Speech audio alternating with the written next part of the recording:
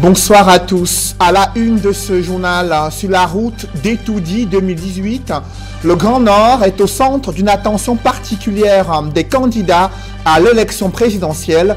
Après Joshua Ossi et Maurice Kamto, Paul Biya est annoncé à Maroua, une capitale régionale de l'extrême nord qui peine à cacher la pauvreté, le sous-développement infrastructurel et le terrorisme auquel les populations sont confrontées depuis plusieurs années. Que proposent ces candidats pour changer le visage du septentrion? Dans cet écho de campagne, vous suivrez également la mobilisation 2.0 des candidats engagés à aguicher les internautes camerounais sur les réseaux sociaux afin d'obtenir leur voix le jour du scrutin présidentiel, le 7 octobre 2018. On en parle dans ce journal.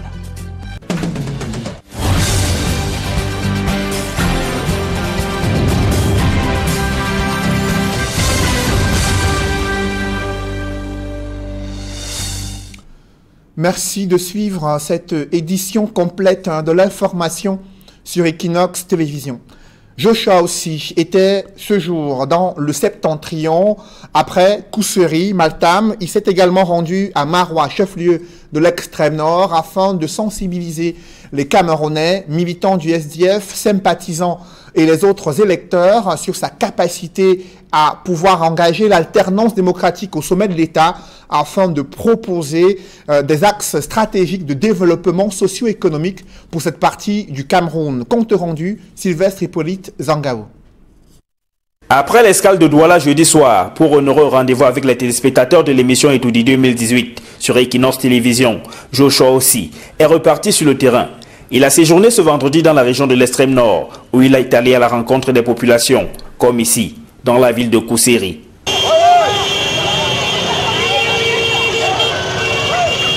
Joshua Ossi leur a promis qu'il va lutter efficacement contre la corruption, afin que chaque Camerounais puisse accéder aux services qu'il mérite, passer un concours ou trouver un emploi, sans avoir à faire face aux pratiques de corruption. Le candidat du SDF s'est également rendu à Maltam, dans le Logo Nechari, où il a réconforté les populations qui ont récemment perdu leur chef. Dans cette localité, où de nombreux enfants sont sous-scolarisés, Joshua Ossi a promis que cela relèvera désormais du passé, avec son programme de société, dans lequel l'éducation occupe une bonne place. Après l'Adamawa, la caravane du mouvement pour la renaissance du Cameroun a mis le cap sur Garoua, capitale régionale du Nord. Maurice Kamto a promis aux populations de cette région de résoudre une fois au pouvoir le problème d'électrification rurale, mais aussi d'accès à l'eau potable et le désenclavement de cette région du Nord. Des précisions avec Jean-Paul Chouniat. Dans le périple de campagne électorale du mouvement pour la renaissance du Cameroun, Maurice Kamto et son état-major sont à Garoua, région du Nord. Au quartier Yellois, où se tient son meeting de présentation et d'explication du projet de société du MRC, Maurice Kamto dresse d'abord un état des lieux, des conditions de vie des habitants de cette partie du pays. Quand je vois des Camerounais boire dans des flaques d'eau de pluie, ramassés sur la route en terre, je dis que c'est un désastre social. Plusieurs communes du Cameroun où il n'y a jamais eu d'électricité depuis l'indépendance, je dis que c'est un véritable désastre social. Deuxième tableau, déficit d'infrastructures routières qui plombe l'expansion de l'économie locale. Quand vous voyez l'état des routes, vous vous demandez même comment est-ce qu'on arrive encore à produire au Cameroun. À quoi ça sert de produire si on ne peut pas évacuer vers les centres de consommation? S'adressant aux populations de Garoua et de toute la région, Maurice Kamto promet de doter la zone en adduction d'eau potable et électricité. Mes priorités, dès que nous accédons aux fonctions, c'est de rendre de l'eau potable disponible pour tous les Camerounais, de faire en sorte que l'électricité soit disponible pour pratiquement tous les ménages. Je dis pratiquement parce que dans un premier temps, je m'engage à connecter 80% au moins des Camerounais à l'électricité d'ici la fin du mandat. Il faut refaire les routes. Il y a un vrai rattrapage à faire en termes d'infrastructures routières. Le candidat à la présidentielle du 7 octobre compte valoriser le potentiel touristique du septentrion pour créer de la richesse au bénéfice de la population. Ce problème d'infrastructure routière se pose avec acuité à Marois, chef-lieu de l'extrême nord, une capitale régionale qui doit accueillir le président sortant et candidat du RDPC à cette élection présidentielle. Et les populations n'ont pas manqué d'attirer son attention sur les promesses non tenues depuis 2011 et évoquer également le sous-développement infrastructurel dans le septentrion. Reportage Amadou Daïrou et Eric Martial Ndjomo. C'est une ville de Marois, dans un piteux état et présentant un visage hideux, qui accueille ce samedi 29 septembre le chef de l'État candidat à sa propre succession. Les routes pour la plupart connaissent une dégradation considérable. Ce délabrement progressif est pourtant depuis des années l'objet des complaintes et des doléances des populations. À Domayo, la principale artère de la ville, l'obscurité prend possession des lieux une fois la nuit tombée, faute de lampadaires en bon état, chose qui exaspère les populations. Constatez avec moi, même dans un mois, Marois ne sera pas prêt pour accueillir le président de la République. Vous voyez, nous sommes à Domayo, en plein boulevard du Renouveau. Le boulevard que le président Paul Biya a baptisé son boulevard du Renouveau n'est pas éclairé. En 48 ou 24, le président sera là. Marois est dans le noir, Marois même dans un mois. Il n'y a pas de conditions pour accueillir le président de la République ici à Marois. Pour colmater les brèches avant l'arrivée de Paul Biya, les autorités de la ville ont fait recours d'urgence au génie militaire pour tout au moins boucher quelques trous. L'initiative, qualifiée de saupoudrage par les populations qui y voient une simple visée politique, est loin de pouvoir, selon elle, résoudre le problème sur la durée. Toute la ville porte les affiches de Paul Biya, qui lance ainsi sa campagne pour la 3e fois d'affilée dans le chef-lieu de la région de l'extrême nord. Si les élites apprécient cette venue du président candidat, certains parmi les populations évoquent des promesses faites par lui il y a 7 ans et qui sont restées non tenues. La région de l'extrême nord, faut-il le rappeler, détient selon les chiffres de l'ECAM le plus grand nombre d'électeurs par région inscrits sur les listes électorales, soit près de 1 200 000. Et c'est officiel, Paul Biya est annoncé à Marois, le président de la République, président sortant, candidat à sa propre succession, doit s'y rendre avec son épouse Chantal Biya, selon une annonce officielle qui vient de tomber. Pendant ce temps, les lieutenants du président sortant, candidat du RDPC, sont sur le terrain à Douala, campagne de proximité. Ils s'intéressent aux différents leaders d'opinion, mais aussi aux chefs des communautés représentées dans la capitale économique du Cameroun. Objectif, les convaincre de mobiliser les différentes communautés afin de voter pour Paul Biya, artisan de la paix et de l'unité, selon ces différents responsables politiques qui sont observés sur le terrain. Des précisions avec Flavien Valondongo et Innocent Abega.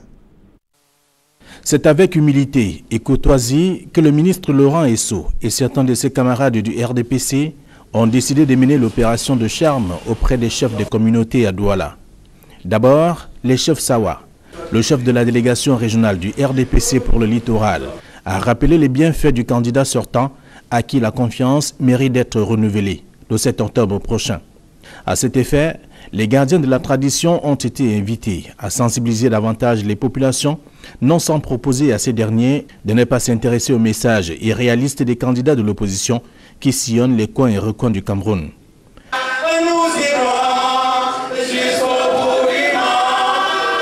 À la communauté Bamileke et Bamoun du Vouri, Laurent Esso a trouvé en ces derniers toute la confiance et l'engagement à soutenir l'homme lion. Les communautés étaient déjà prêtes.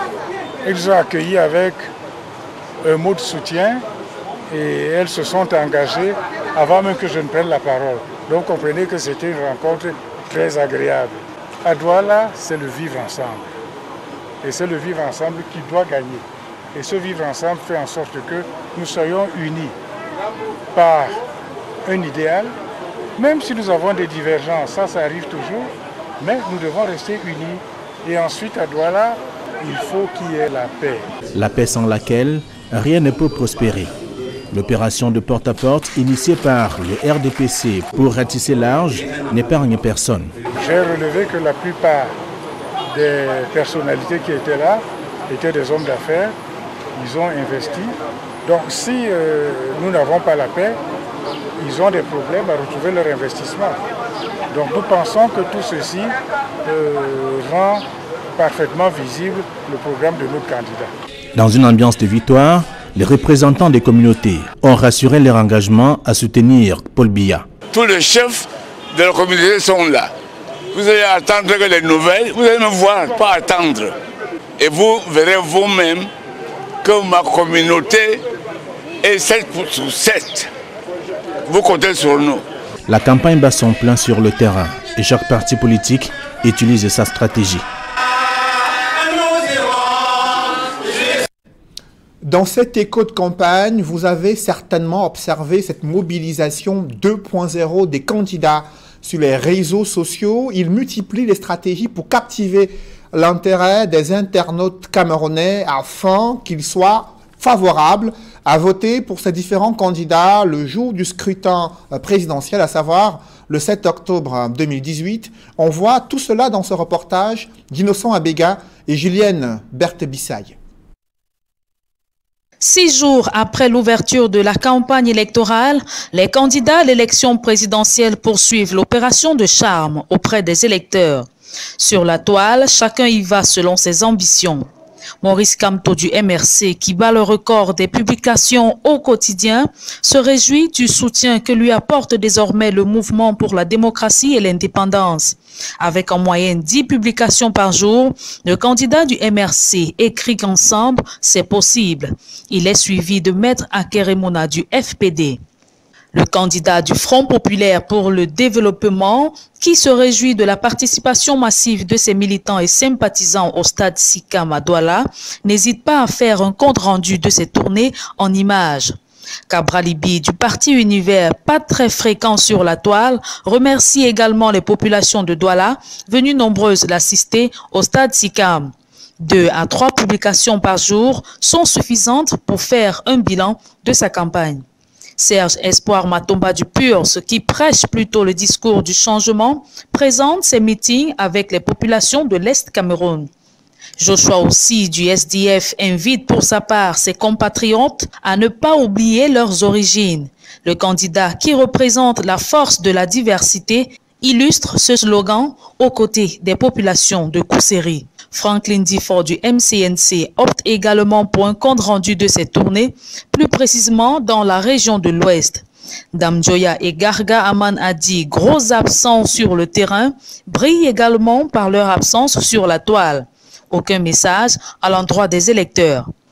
Alors que certains de ses adversaires se livrent à la quête des suffrages, Paul Biya opte plutôt pour des lettres de condoléances à l'endroit de ses homologues du Nigeria, de la Tanzanie et du Vietnam. Et précisons que sur la page de campagne du candidat Paul Biya, il y présente des messages avec des membres du gouvernement qui sont allés à la fois mettre sur pied de nombreux projets sur le plan numérique, économique, afin de dévoiler comment les membres du gouvernement, responsables politiques du RDPC, se mobilisent pour la victoire de Paul Biya sur sa page consacrée à la campagne électorale, lui qui présente de nombreux projets infrastructurels qui sont, selon lui, l'expression de son bilan, mais aussi de ses ambitions pour rester à la tête du Cameroun s'il est élu le 7 octobre prochain. Et cette élection présidentielle cristallise l'intérêt de la Confédération africaine de football. Elle n'effectuera aucune communication quant à la décision qui sera prise au sujet de l'organisation de la CAN 2019. Le président de la CAF l'a fait savoir dans une interview que le comité exécutif de la CAF ne veut pas perturber la campagne présidentielle au Cameroun et la décision de maintien ou de retrait de la CAN 2019 au Cameroun ne sera connue qu'après l'élection présidentielle et ce sera une décision prise de façon collégiale selon Ahmad Ahmad, président de la CAF. Parlons à présent des sinistrés de la région, dans la localité de Fumban, qui sont toujours sans abri, une vingtaine de familles contraints au départ forcé de leur domicile après de nombreux glissements de terrain vécus ces derniers mois. Et à la grande surprise, un membre du gouvernement est venu leur offrir des dons pour survivre. Cependant, il a profité de cette opportunité pour instrumentaliser la situation de ces familles afin de les amener, les convaincre à voter pour Paul Biya. Pourtant, les besoins humanitaires sont immenses pour ces nombreuses familles victimes d'un sinistre du côté de Fumban. Des précisions avec Mama Soufor, Dallas Kana et Jean-Paul Chouniat.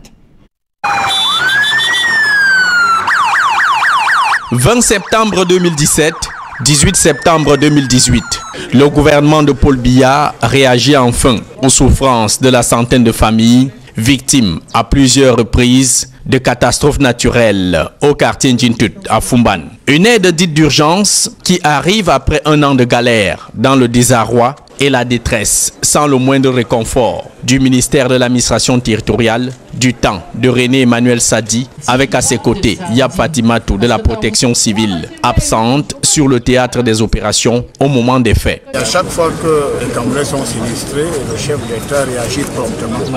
Voilà encore une preuve que le chef d'État est à l'écoute de tout le monde. Un an donc après, le nouveau ministre Paula Tanganji, avec à ses côtés la même directrice de la protection civile, viennent leur remettre des matelas, denrées alimentaires, produits de toilette, récipients et 30 000 francs CFA à chacune des 100 familles recensées dans une ambiance de campagne électorale. Et il a dit que je peux rassurer le chef d'État que le chef d'État, son excellence Paul Biya, s'est comporté comme un gentleman. Il aura le retour de l'ascenseur le 7 octobre lors de l'élection présidentielle. Des dons pour la survie offerts à ces familles sinistrées. Le problème de fond du départ forcé de leur domicile demeure tout entier. Leur recasement en lieu sûr dans des logements décents. Je crois qu'il y a un site qui a été identifié. Et puis on va voir dans quelle mesure le loti pour pouvoir effectivement mettre des lots à la disposition des populations victimes de ces catastrophes naturelles-là. À la dernière descente du sous-préfet de Fumban sur le site il y a un mois, le premier adjoint au maire UDC de la ville annonçait une enveloppe présidentielle de 3 milliards de francs CFA pour l'opération de recasement des sinistrés et la sécurisation du quartier Njintut, frappé de plein fouet sur 2 fronts de l'espace habité. Les victimes ont donc reçu des dons de survie. Mais pour combien de temps s'interrogent sous anonymat ces familles sans abri, qui squattent, habitat précaire dans la ville de Fumban? En attendant la concrétisation de toutes ces bonnes intentions en actes palpables, les habitants des quartiers Njinka et Manga sont déjà sous la menace de la terre qui avale maisons, tombes et autres biens matériels. À quelques jours du scrutin présidentiel, l'observation de ces élections est un moment crucial pour en garantir la transparence et la liberté des électeurs de pouvoir exercer le droit de vote. Des journalistes se sont engagés à lancer une initiative visant à être observateurs d'un jour. En quoi consiste-t-elle? Quel est l'enjeu d'une telle initiative pour garantir la transparence et une élection libre le 7 octobre prochain? Élément de réponse avec Joël Essengue et Ike Cyril. Observateur d'un jour. Le concept sera mis en œuvre le 7 octobre prochain, jour de l'élection présidentielle au Cameroun. Il s'agit pour le citoyen, où qu'il soit, d'immortaliser les scènes qui se produisent sous ses yeux en rapport avec le scrutin. Vous vous levez le matin pour aller voter, vous recherchez votre carte d'électeur que vous avez laissé je ne sais où.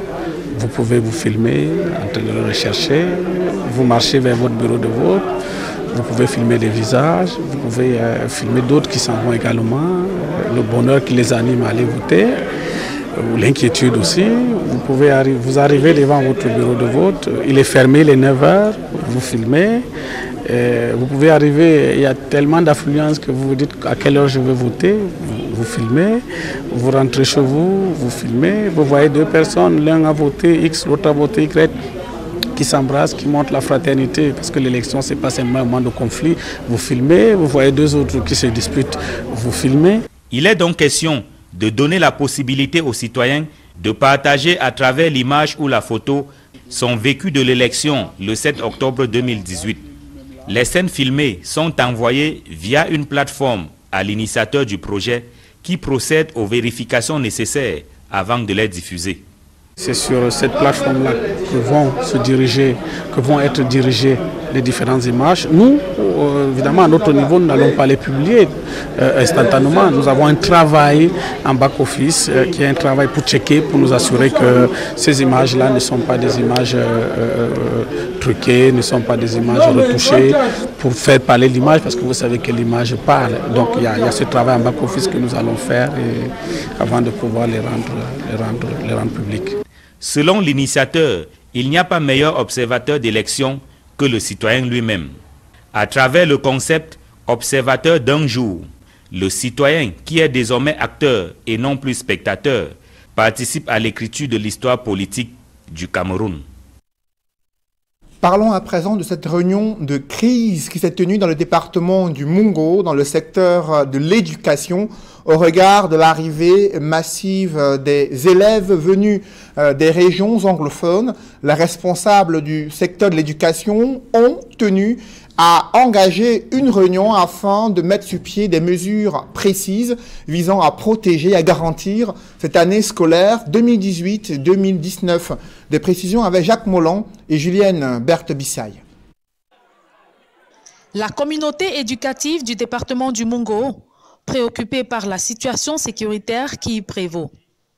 Consciente de la proximité de ce département avec certaines localités situées dans le sud-ouest en crise, elle met les bouchées doubles pour garantir aux apprenants une année scolaire sans incident. C'était à la faveur d'une réunion sécuritaire présidée par le délégué départemental des enseignements secondaires. Les orientations de Madame le ministre des enseignements secondaires, c'est de dire qu'il faudrait qu'ils tiennent compte du contexte sécuritaire. Nous essayons de comprendre quelles sont les difficultés qu'ils ont et par rapport à cela, il sera question de faire un rapport à la hiérarchie. Mais déjà des instructions fermes ont été données afin que ces enfants ne souffrent de rien. Les responsables d'établissements scolaires nouvellement installés dans leurs fonctions ont pris une batterie de mesures aux fins d'éviter toute bavure. Nous avons interpellé tous les élèves chaque fois désormais d'emprunter les motos en identifiant les conducteurs. Que chacun prenne soin de vérifier l'identité de son camarade pour qu'on n'ait pas des infiltrations. Au niveau du portail, que les gardiens s'assurent que tous ceux qui entrent dans l'enceinte de l'établissement soient clairement identifiés. Nous sommes en train de prendre toutes les dispositions pour que, avant la fin du mois de septembre, que chaque élève ait sa carte d'identité. Espérant une bonne implémentation de ces résolutions, les élèves sont à la quête du savoir. Toujours dans l'écho de campagne, Serge Espoir Matomba, candidat du PURS à l'élection présidentielle, est dans la région du centre, notamment dans les zones rurales, afin de mobiliser les électeurs, sympathisants et militants de son parti politique, afin qu'ils puissent l'élire troisième président de la République du Cameroun, et il leur a promis d'améliorer leurs conditions de vie, notamment dans les zones rurales. Des précisions avec Donald Brice Kamgan. Bain de foule pour Serge Espoir Matomba à Essan par Abombang. Nous sommes dans la région de l'Est. Le candidat du peuple uni pour la rénovation sociale est accueilli ici par des populations qui lui décrivent leur mal-être quotidien. Il en est d'Essan comme de Doumé dans le département du Oignon. Le candidat est accueilli par des mototaximens et autres paysans. Le premier secrétaire du PURS échange chaleureusement avec ses compatriotes pour se rendre compte du niveau de dégradation de leurs conditions de vie. La fraternité et la profondeur des échanges permettent de mesurer à quel point ces contrées ont soif de changement, a lancé Serge Espoir Matomba. À Essan et Doumé dans la région de l'Est, comme à Ebebda et Bokito dans le centre, le jeune candidat de 38 ans a expliqué et réexpliqué son programme politique aux populations. Fondé sur la réforme du système éducatif, l'idéologie politique de Serge Espoir Matomba postule que les grandes mutations nécessaires dans divers segments de la vie nationale ne sont possibles qu'à partir de la refondation de l'école. Un public reportage dans ce journal. Le président directeur général d'Isacam s'est rendu dans le Septentrion pour célébrer les 10 ans d'existence de cette entreprise chargée de la salubrité à travers le Cameroun. Il a saisi cette occasion pour inviter les autorités et les populations à s'impliquer dans la lutte contre l'insalubrité au Cameroun. Reportage. Soucieux de la salubrité de l'ensemble du territoire national, le président directeur général d'ISACAM a déposé ses valises dans le septentrion, accompagné de ses collaborateurs, à évaluer l'état de propreté des régions septentrionales, Michel Ngapanou, et surtout l'impact de la société ISACAM depuis 10 ans dans ces régions. Pendant 10 ans, nous avons montré la capacité d'ISACAM à apporter ce service de base important. Il me revient toujours en mémoire l'image de ce tas d'immondices devant la gare de Ngaoundéré. Aujourd'hui, qui peut encore s'en souvenir? Pour dire qu'on a fait de chemin et nous espérons pouvoir continuer. Au cours de cette visite, le PDG d'ISACAM a exhorté les autorités administratives et traditionnelles à unir leurs forces pour barrer la route à l'insalubrité et donner une belle allure à ces différentes localités. Il a invité les employés d'ISACAM de ces régions à redoubler d'efforts dans leur travail. La descente du PDG d'ISACAM dans cette partie du pays, c'est aussi cette marche sportive avec les populations dans une dynamique de corps sain, dans un environnement sain. L'un des points les plus importants de cette visite, c'est le titre de citoyen d'honneur de la ville de Ngaoundéré, décerné au président directeur d'ISACAM par le délégué du gouvernement auprès de la communauté urbaine de Ngaoundéré, signe de reconnaissance du travail abattu par l'entreprise dont il a la charge. On ne change pas l'équipe qui gagne. ISACAM a toujours gagné et que ISACAM a toujours donné satisfaction. Je pense qu'il n'y a pas meilleur interlocuteur que ISACAM. L'entreprise ISACAM annonce pour les tout prochains jours l'arrivée de 211 camions pour renforcer son parc automobile, ceci dans la perspective de la CAN 2019 et aussi pour relever les défis qui sont les siens en matière de salubrité au Cameroun. C'est par la coupure du gâteau d'anniversaire des 10 ans d'existence d'ISACAM dans le septentrion que s'est achevée cette visite. Mesdames, messieurs, c'est la fin de ce journal. Merci de l'avoir suivi. Juste après cette édition de 20h, retrouvez Serge Alain Otto et ses invités pour le débrief du journal sur le plateau d'Equinox Soir. Serge Alain. Marois s'apprête à accueillir le couple présidentiel, Paul et Chantal Biya. Et l'annonce est officielle. Le candidat du RDPC à l'élection présidentielle fait sa première sortie dans le cadre de cette campagne électorale à Marois, capitale régionale de l'extrême nord. Et vous avez suivi comment les attentes des populations sont nombreuses, notamment elles qui sont confrontées à ce sous-développement infrastructurel, à la pauvreté, au terrorisme, mais aussi à certaines promesses non tenues du président sortant et candidat à sa propre succession. Laurent Esso, chef de la délégation permanente RDPC dans le littoral, était avec les chefs des communautés ainsi que les chefs du premier degré, la ville de Douala. Le sommier politique du RDPC est dans une stratégie de proximité. Ce sont les directives qui ont été données au sommet du RDPC, le parti au pouvoir, rencontrer les communautés, les leaders d'opinion, ceux qui peuvent influencer les membres de la communauté afin de pouvoir faire pencher la balance en faveur du candidat du RDPC le 7 octobre prochain, et aussi des meetings annoncés à travers la région du littoral afin de mobiliser les militants sympathisants du parti au pouvoir derrière le candidat Paul Biya, candidat du RDPC. Voilà, vous avez compris, madame, monsieur, c'est l'essentiel du débrief. Bonne soirée à vous, Cédric. Bonne soirée à vous, Serge Alain. Rendez-vous lundi 20h. Rendez-vous lundi 20h, Serge Alain. Voilà, madame, monsieur, dans un instant, le débrief toujours en compagnie des experts.